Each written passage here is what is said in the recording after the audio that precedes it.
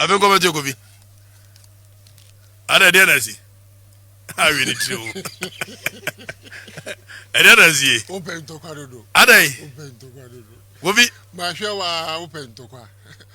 Oh, Dabi. O de ye program ni wi a ye ntokwa ni ye di besi. Because when I say ntokwa no mama me saso mi ntimi nku. Go visit there. Go via me. Oh, David. Go via me as a minute to talk about me winning. The million or minute back who actually. So, dear. Go via Aquaba. Over away. I think the day before Wednesday, as a Dr. Beman is speaking, that was Tuesday. Okay. Go via me. I am Yaminia. Na the chasso. Norma. Yaku. Offer me chow. Na Sam Jeremy, a Western North Air Communication Officer of the NDC. Sam Agaba. If you have a code here. Nyamiadom. Odige, me was now Nanabika Sana one okay cow now, Trona, wait a fatches and the Brenne. Yanu one a year, Mabay and Yabutre. Ah, Petra told about Yana Mucha. I'm your weapon. Your bar say, you have a Bamagana calling him. By a balance of Modi, a man come out woman can program no one.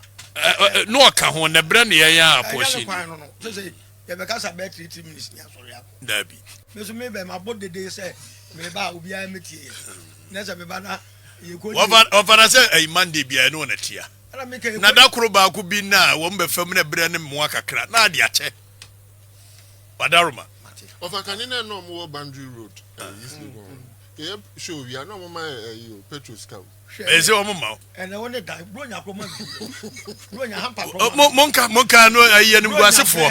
Yet no more contoqua accounts of we. Yet no more contoqua. You Joshua come by your poor, and that is our boy. What's in Janadiano? We pay many.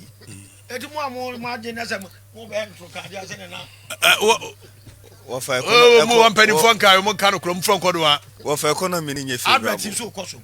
One person be released. Yanu Maka, it do baby Munyaba. Because I have a theatre. I'm a Munyaba. 1 moment. Yanu Maka, 1 month, your life and a Munyaba. You're the danger of Boboha.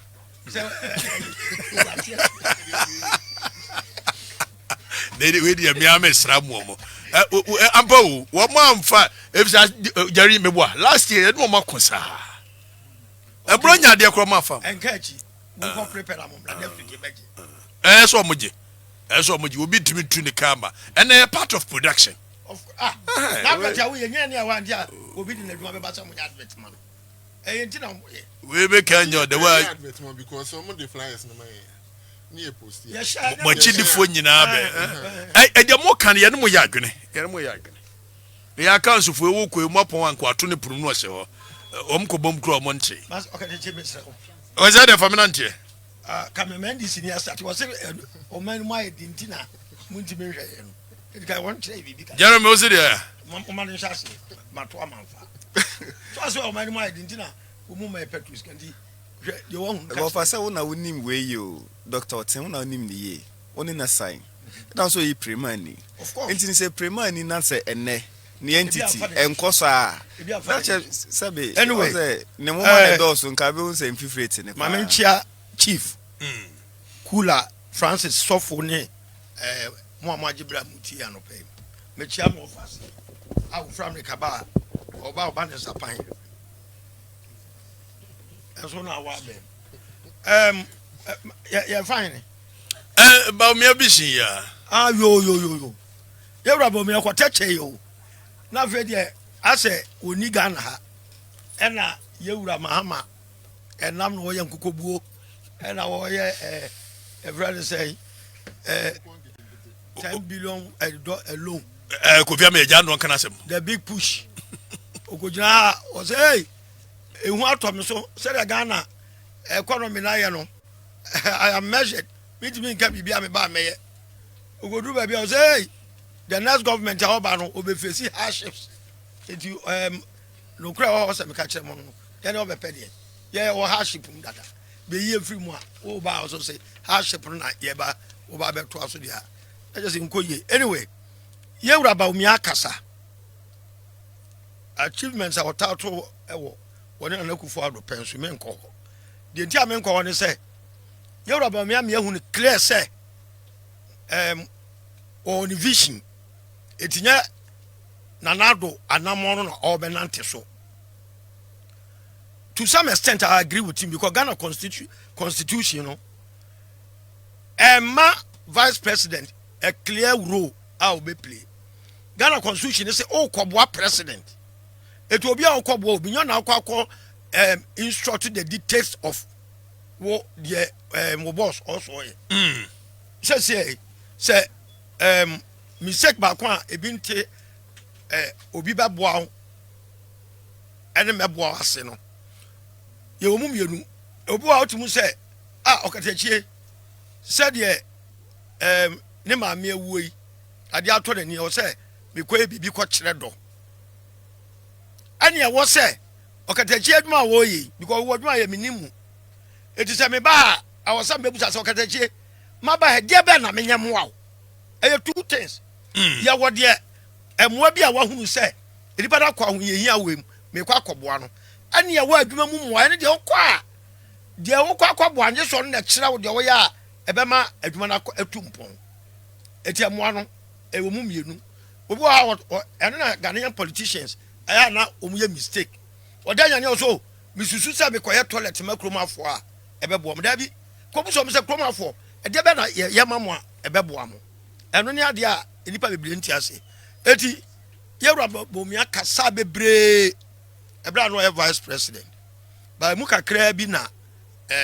yehunu se eye adwuma ebi ana ne boss na antena se se sa hye we apese de adwuma no me amedi ani mu no me mpene so ye no so ho but otima bonten emete ne boss to say asem we yakoka ye no me boss wa mpene di Ghana fo mu ntie eje se o say oba bandisi for say ko resign you take on it na say mama atamis kra we asomdwe yin ne person what tempted to resign 3 times your mama oh yes now I didn't know I need the whole I need the whole was the integral aspect of Atamis leadership. It's mama who say Tamana mess on now need the home Emma the quine when you might be brilliant. I don't know how beef now be seen there and that's all. Eti mama was a vice president, yes, but says I migrated a metamorphosizing to substantive president. So you think so more Mokase Esenka Dr. Bawumia is neither here nor there? Yes, no. One of the boss in the baye. Ghana constitution say Kobwani pano. Na tu ko Opa no befa, opa onfa. Edu ko bo obi na ko no se fa we ne kosi amamea. Awaduma no no wi. Fa we kosi amame, waduma no wi.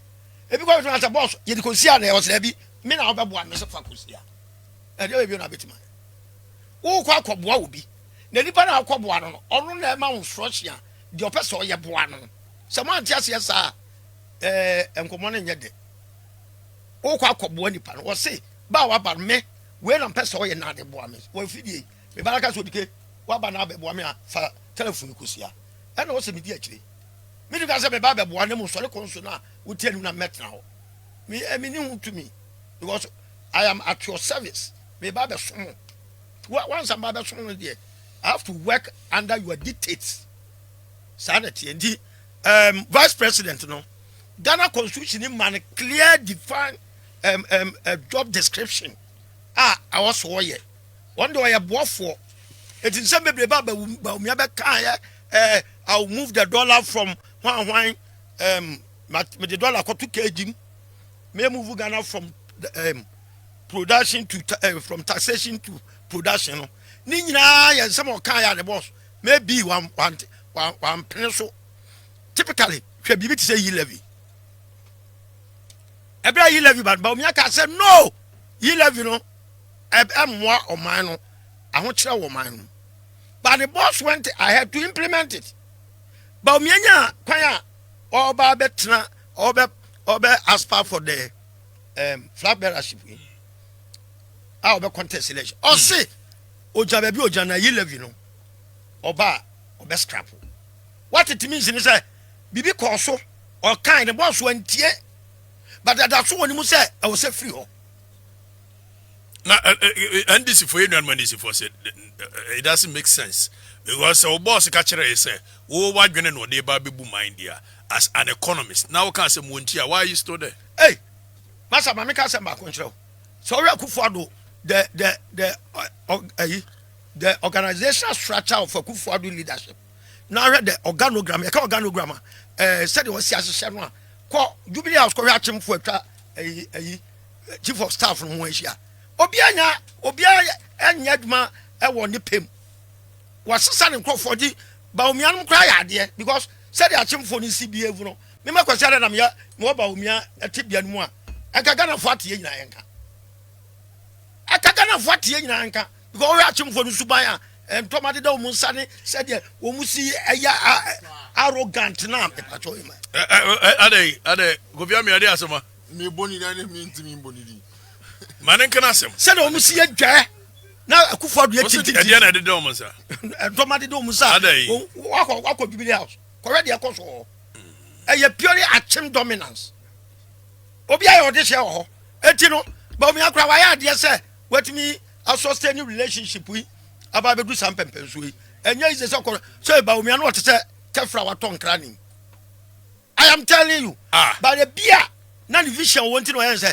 Menya kode na me me sha hasa na mre bi ba e bia me pie me ma adwene mu na me kana sa eti bia na adwene se me sha din de omu ya bibia me nka ma no ya tena ba bi bone na de hwe ade hwe papa eti NDC for munya abotre na mo de mo nipa Bawumia se hwe sa program asade for mu tie me ye we Kumasi me ye sure se Bawumia boru afiri me ho wo mo cast papers broni wa wu ni sa ne ma ne ba kroma no broni wa vita ba trouser 10 woman trouser nkuni ni duty shirt 10 shirt ni nkuni ni duty items bia wo bia no e bia wo ni duty value o cost papers navigator ni duty engine duty bumper duty e bia ya itemize no ana me ka che minu anu asade fo me say Kofi Asanto na me program now so no I will see a standard flat rate.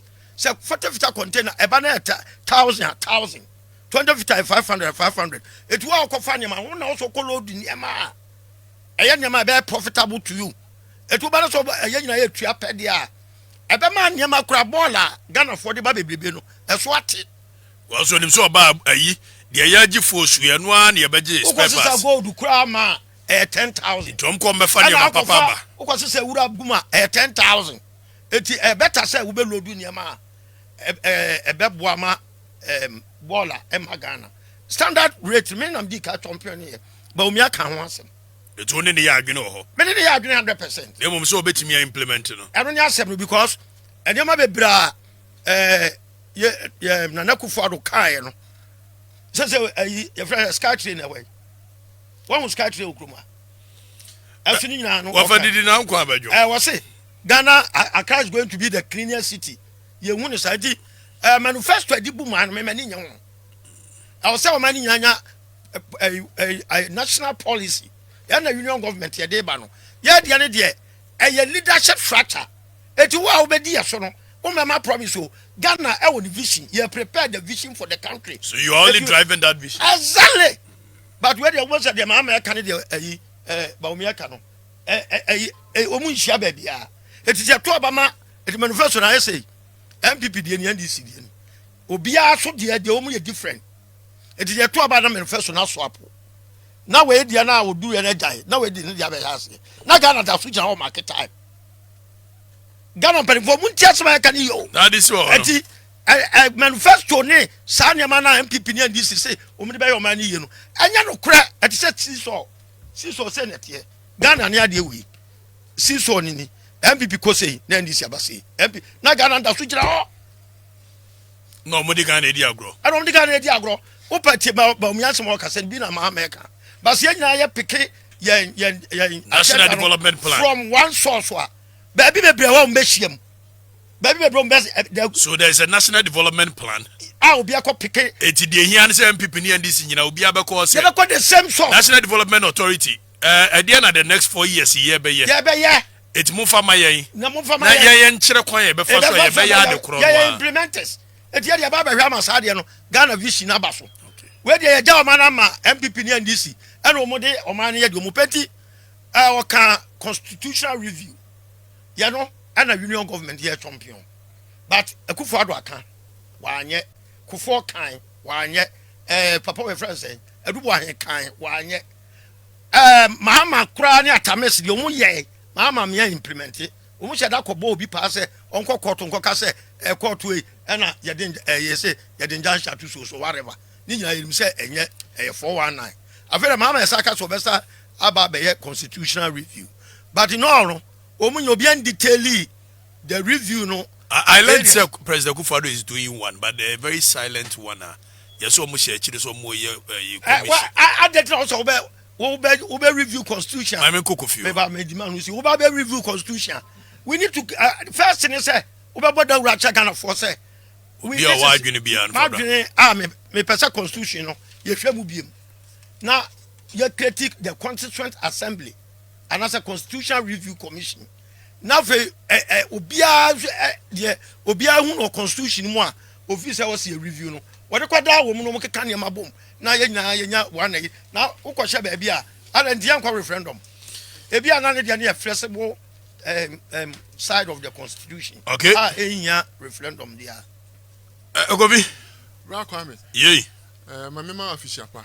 Ave go matu yey. I think I feel in share. Ya bi afena chepa yey share. Na ya boom. Na menchia wahwefo ne eye watiefo.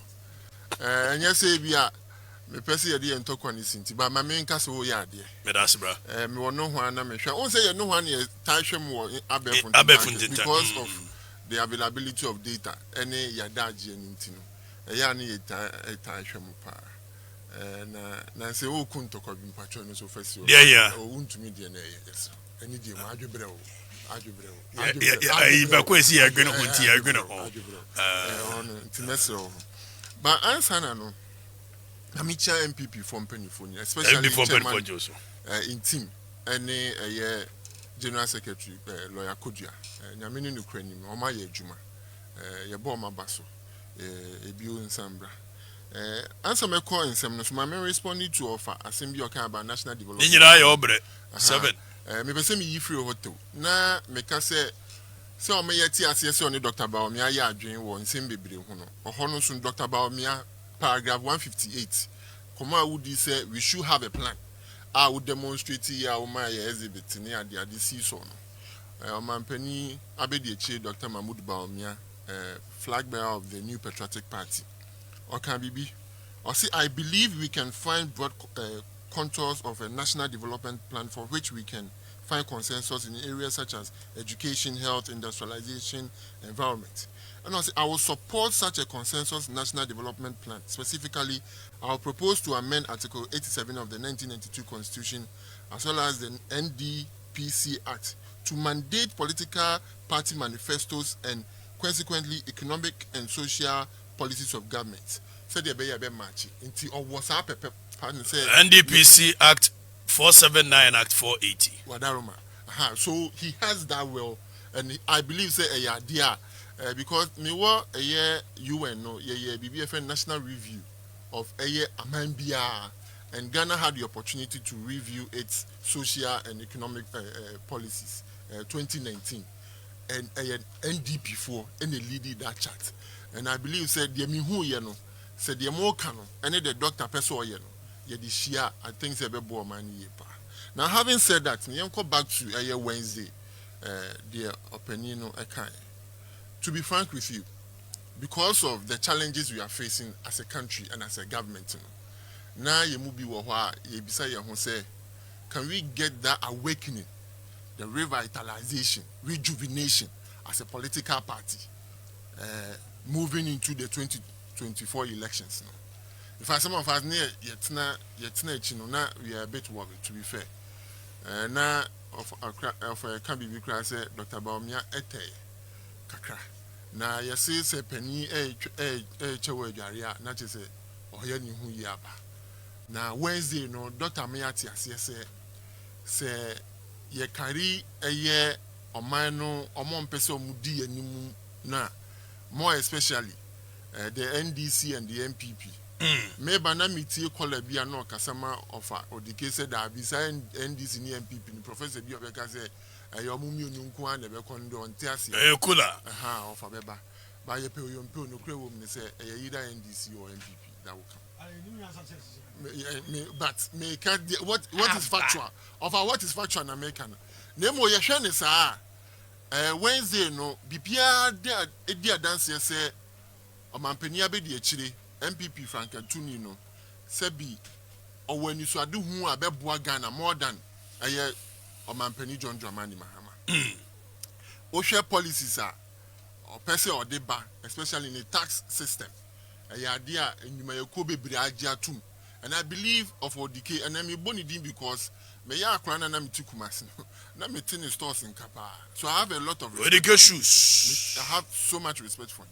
And he represents a society in Ghana, retailers, and I said the private sector or represent them. And today he has declared, say, the Dr. Kanye no, on any year you want no maybe and no good for so and any especially in the tax regime. Association of Ghana Industries, that's what they are betum. And then I may tell you say a news for so they are betum say policies no. In fact, say reti dog speeches now on my the last time now. Obiaji tum say the papa no a kind of name no be say implementation. In fact, you asked the question about the implementation. I mean, na dumna so no deny. Kwame. Yesterday, the sea was such a Jamasi Amatumpanya Dabre. Nanka MPP in Kenya, the Ashisheni, and yet the Penny. Yetitum Precopese Osha, chapter 6 of the 1992 Constitution. Directive Principles of State Policy. Osha 37, no. I can say also, or mano, your boy, your home ordin say, a brainy nano. A yet to Memufobenia Niji, na a Juma ba, na omu well being no more welfare no aye. I don't think I may tell be person be man penny no see a man honeymoon na a yemen na kakra. It's I said that directive principles of state policy no, it must be ensured every single day. There's no break. For that matter, say Ghana for see omu yin na say omu kasa, omu di kasa. Because our responsibility as a government no, is to ensure say the well-being and the welfare and to maximize the resources to ensure say Ghana for any beji no benye jumaye. Into Ghana for kasa omudi kasa nemo yasro mo se omonkai ya to abama 2017 ofa ani Ghana for ani demu ani abrase mu ya ka say taxes bi o wa ya hwe ehun hia ya ba ye no kura ani ampa 21 taxes ya abolish na ya reduce ye into ne Dr. Mahmoud Bawumia ka say or the tax bi baba no baby bia yenya ni mugidie so betimi aye. Of course there have been several areas and some few promises are yen delivered. But also you can say maybe 2020 ni muno year elections no. Or or address the country. Me ka Dr. Mahmoud Bawumia. And I see MPP. O hwa o hamu chichemu beye eduosun beye mienu ana ekọ eduo watch no. We have been able to deliver on those promises. Inherent in that particular statement no is an admission and acknowledgement say and you may be wo ntimi anye. What I say? That means they can't yet me ayebi. Yetimi ayebi. The modu do onwa. There should be break. Five in touch in Kumasi. What's what I? 5 in touch in Kumasi. Ba ko kro mu nwi. Ba ko kro mu enye. Miso. Wadaroma. Of us chro. Enti bra. Emrenity me quote details of the dog kind because some case me komu a na me nua panyin me boss. Enu na abache. Ono so adi san komo.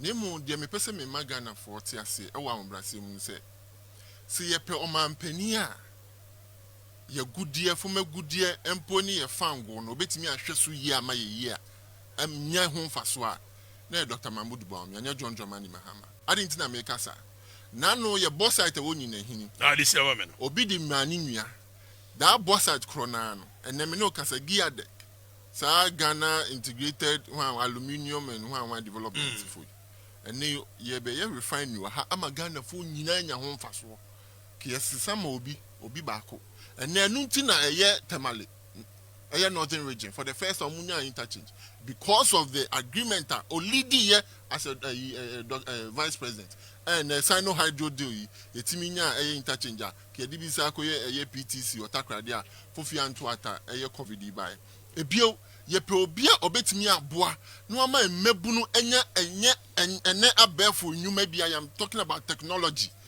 financial technology. Dr. Mahmoud Bawumia. What I say. So for me, clearly, the Wednesday, what the track record, and let me know, say, as a vice president, though he is not the president, name the president this year in Sassuan, 32 things, policies, 32 areas to make sure say they be formalize the economy. I don't know, Yen be say your question, they say, Tama, President Mahama, vice president, no, Diana as a vice president, I will go beside Jeremy. Go for your question. Kadachi wakoye ohine de nanka udu ohine ni mu aye ntwantro but what I say intina we are bia akwa ogina ye ntwantro nyo ohine oh but mbache so ohine nim de so what I say so but the kind ma minchia wahwefo ne watiefo nyina particularly Western North adehye ma minchia ye regional chairman Ura Michael Edu Kadachi oni bibi no kra ewo mu ne say Mitie vice president of the republic. Essence with MPP surrogates and then more propagandas or more members money adinano. I came to the conclusion say per their proposition no, the most irrelevant position or office in Ghana now is what Dr. Bawumia is occupying. Which is the vice president. Which is the vice president position under MPP. And under MPP no. The impression of my creating say Dr. Bawumia is an occupant of an irrelevant position, and as such, he is irrelevant to the governance of this country. But is it not a fact that constitutionally the vice presidential position it is not it's just an advisory role? It is not a fact. How constitutionally? It is not a fact.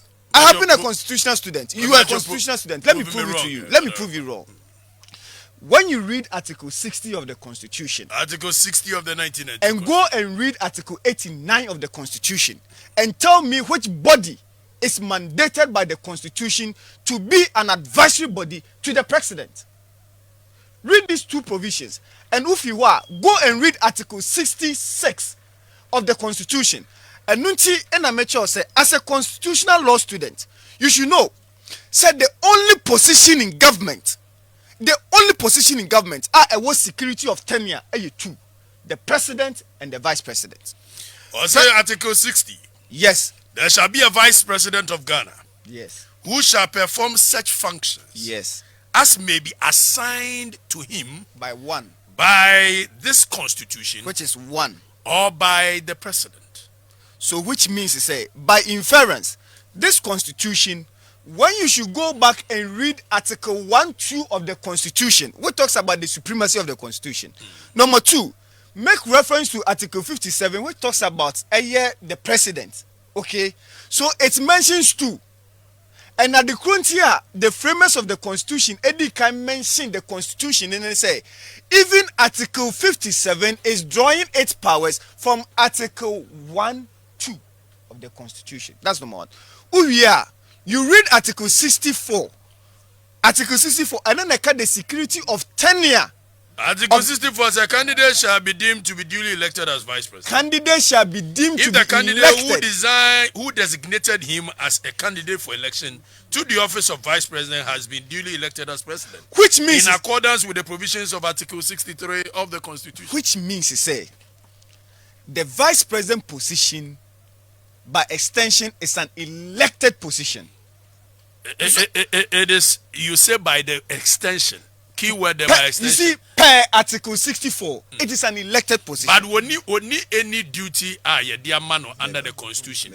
An executive authority is in the hands of the president. We are educational people, so no problem. You see, every it is a straight knowledge, and every constitutional law student, even we tried knowledge. You see, we general art school, government, they know this.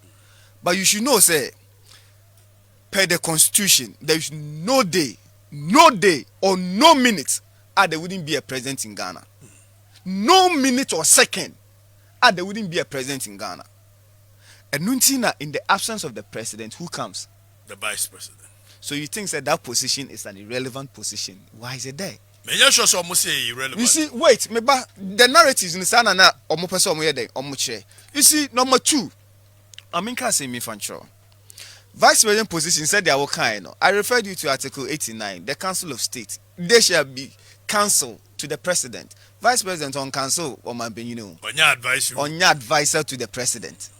Inti mom say he's just an advisor or can any effort. Into who can now you are irrelevant. I didn't conquer baby. Now I'm your salary. Now we enjoy almost everything as the President is enjoying. Now now what you hold. Look, Wednesday said they are not kase or you're very skeptical about what said they are not kufi kase. Said they are not minia kufi like minia penyin kra. Or kase or you're skeptical about what Dr. Bawumia is going to say. No kra a woman say Dr. Bawumia came to affirm say or not to way say be careful we need be papa bia the Ghanaians. Look, share yeti SCCA whether you like it or not. Dr. Bawumia no ye head of the economic management team and then no cray. By convention. It's by convention. So not all.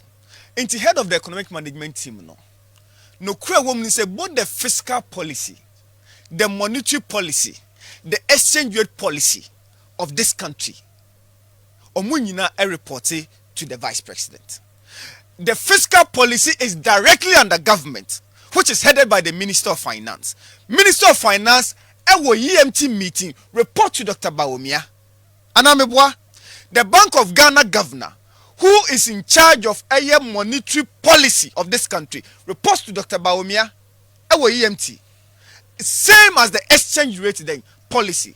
And if you have all these people who are in charge and reported to Dr. Bawumia, you are telling me say he's insignificant or he's irrelevant. Educate me. So what I say? Not out of malice. Were you EMT head? Yes, economic management team. Finance minister. Yes. Bank of Ghana governor. And more Makano. Omunyina reported to him. Yes, our EMT meeting. Is it mandated by constitutions or by reported to him? Is it our EMT meeting? So it becomes EMT meeting and it becomes yet not even the EMT is not a constitution that gives him the power to be the EMT head. It's just a convention. A new constitution. So they report to him as what? Mebao. And you approbate. I'm not reprobating and approbating. Education yeah man for no say. Education yeah man for no. Meaning say can for the yes dua the ball techino. Dua the ball techino. Say no na the ball ban anameboa. Enwa no na the ball ban. But ene the dua na the ball techino. Yemfo say dua ne nto ho. Ni yemfo dua foforo nye den. Emmo ban say ban say ne say hunti. And we make patch of me. Obi am match no kana say. Ene meba ene de ye question the relevance of EMT. And yet Dr. Bawumia no beka che yen say as head of economic management team no why dey why arrest CD anameboa. And you come at a point CD 4 CD to $20. 4 CD so 4 CD 20 pesos to $1. Now you say His Excellency John Dramani Mahama ni ndisi abon inti yentunti awon today me person me who anybody in his rightful senses logically businessman or beka kire me say 12.6 better chin 4.2 me pe any business person I'll bet me aka kire me say ene their experience no better today as we speak 2023 nyame na ye yadom inflation rate was what 54%. And because of some cosmetic nyoma bintin about 23. And even 23 now abano, it is still not better as compared to the 15.7. At President Mahama now you labeled as incompetent. No, you labeled as incompetent. Ojan 15.7, 15.3, 15.7. Mamin Kancho said on authority, the lowest economic growth, GDP growth. Ye experience what Ghana hanging on. Ye experiencing under Dr. Bawumia as chairman of the economic management team. And 2020 ye grow by 0.4%. 0.4%. This is the percentage. 2023, we grew by 1.5%. 2020 mpona yeka say you grew by 3.6% in NPP for say omunti bidano. It is still better than 2020. It is still better than year 2023. And now me know ka say afini nkwa wiye. So you cannot even determine. Look, Kateche, maminka no kwase me fanchiro. What is then in say? One way to abetia NDC, they be America in 2016. People who voted against NDC, no, I don't fault them. The reason why I don't fault them, then they say, Obia bo braso beye day, obekon anymore. So considering all the economic matrices, are not a war hole in 2016. In 2016, say inflation were 15%, debt to GDP 57%, a year interest on loan payments. Now you use about 11%. And you say money now 1% or more or money. And you have formed and ne if say ya to a baby, not the ordinary Ghanaian. Or to a basse na brabo be ye. Seshinina or tini cocoa. Anna President Mahama time na ye chan fertilizer. Obeka chan say ye nye distribution ni ye. Inti oba obeye ni ye na ene oton fertilizer man oton over 200 Ghana cedis. Wama na brabo atia sign no. You come, you stand there, osi emission tax obeye flow. Wona de buy. Jerome, me body na me kan Jeremy. Na wana we ka say yeah, kind of Jerome, nye Jeremy. Obrasi no unse ye no e buy no. Jerome wada ma me dase. Me sa be si ana. Just about 30 seconds for man. There be one wasi because we are we unse anya sa message timer. Timer kene ne benya tutu. Dia kika ko edie mo ye dia ebra no eti kwasi ade mbacho we wa yakura no amenya ntachitachi nioma bia eti kwasi mbacho faminant na dia wo mo say 2-3 minutes na ko Council of State ya mandate to so mutu o mampanyinfo but opa no offer it's advisory opa no offer opa onfa and the union government institution we are constitutional mandated no ya be scrap. Kwasi ade kasa na mun roli eya another 1,000 Ghana mamena do be wini efana de ma no menua obi a o advice obi ene obi o tumi ensonso ewu wo ko to constitution nyina no say la obi gina advisory. I never said was it the constitution never gave any advice. So it even affirms that vice president when you hear I didn't affirm anything. Am what the Council of State grab him if you recall. I was drawing the difference between the responsibilities of the Council of State and the position of the Vice President. So don't box them. Vice President, the duties. Read the Constitution. Jerome, I know any news for. Freedom show. Twi no eti fa bro for the trench any nkatwi. Eno kwada. The dia ebia yewura Bawumia manfo e man listening here ne say. The obia ye na dwuma kodu o Ghana ha. Yewura Kufuado. Kufuado led MPP administration. And I was here, John Mahama led NDC administration. So just suppose the two now, but won't say, baby, I baby bray, and your magan and Ibia. By your mama, on Timintra, dear, so pick your man from today. And the baby MPP. Won't you 24-hour economy? Won't say. Oh, me bow. Won't say. What? I say. Mammy Choase, for time, Mammy Choase. Okay, Katachi, but maybe Katachi. Then can I say, my papa will just say, Domama, or catch a 24-hour economy. Oh, please, Obabi Yatogana for 24-hour economy. A demand-driven economic environment. Sagana for Yaya Nema, attracted the public.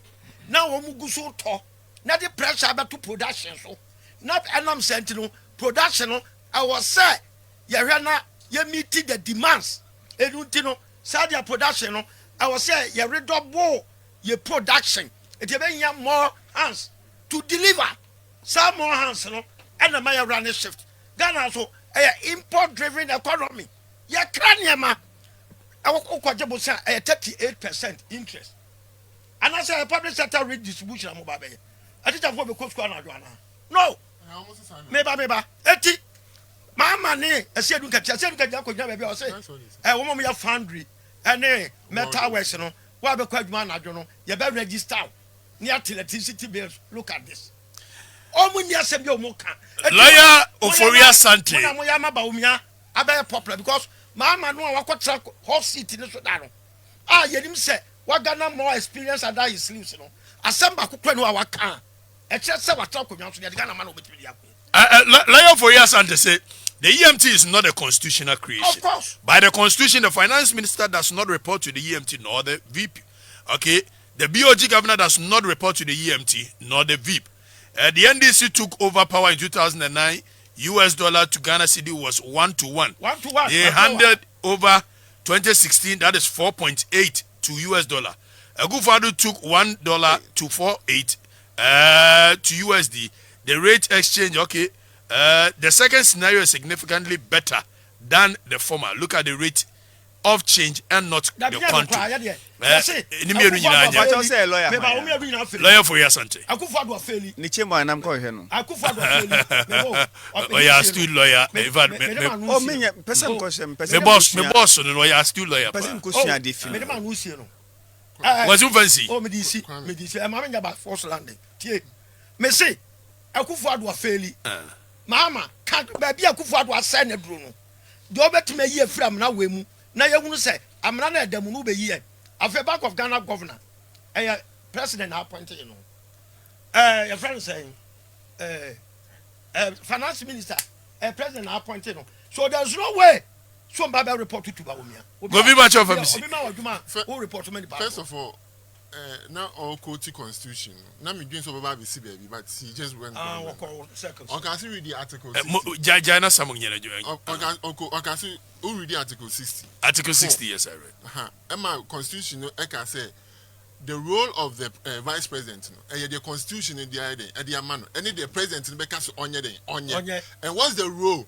Constitution in the man. Is to be the chairman of the police council. Apart from that, what other role are we talking about? Role number one says a president you know will be taking over. Okay.